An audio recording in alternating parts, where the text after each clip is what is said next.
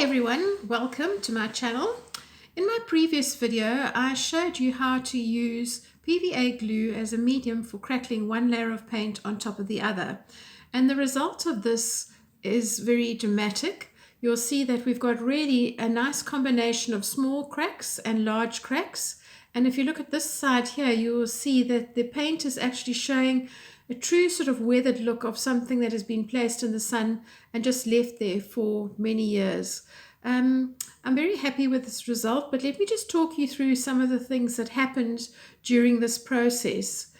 When we applied the paint on top of the glue, it did start to show cracks quite quickly, but you will find that it takes quite a long time to dry because the glue is wet when you put the paint on top.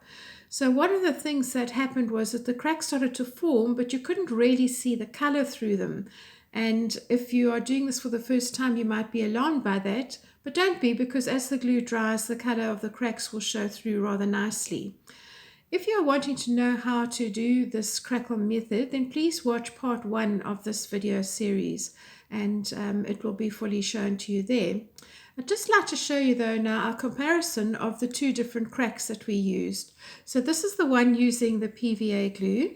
The second one here is one that we used with a Commercial Crackle Medium, and this is also paint on paint. So in both cases I've used black as my undercoat, then applied the glue or the crackle medium, and then my top coat of paint is the white. The one that I used first in the previous video with the Commercial Crackle Medium, you can see gives you very sharp-edged crackle lines, and there's also a nice combination of small and large cracks that you can vary just depending on how thickly you apply either the glue or the crackle medium. But the distinct advantage here is that this surface is actually a fairly smooth one compared to this one, which was slightly more textured. So I think that if I was doing a very large surface, like a really big mirror or a huge cupboard of some sort, that this might be the one that I would go for, because it would be able to carry that quite easily. But for an interior object such as a box or a frame of some sort, where I'm going to be handling it and not wanting to scuff the edges, I think the Commercial Crackle is the one that I'm going to use, because it is actually quite nice and smooth. In both cases, you're going to need to finish these off with a varnish of some sort. If I was doing this as a coaster, then I would need to put a heat-resistant varnish on that, and it can either be a water-based heat-resistant varnish, which is available, or you could actually use something like a spray of some sort.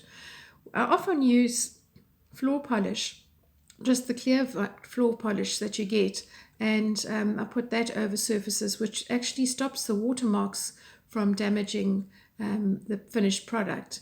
But for something that's going to stand outside, if you were to use something like a big crackle like this, then I would definitely suggest an exterior varnish that can take the heat and the sun. I hope this has been helpful to you, and that you can see the big difference between the two kinds of cracks. I hope that you will experiment with them. Leave your comments below, and please subscribe to my channel, because there's lots more to come. Bye for now.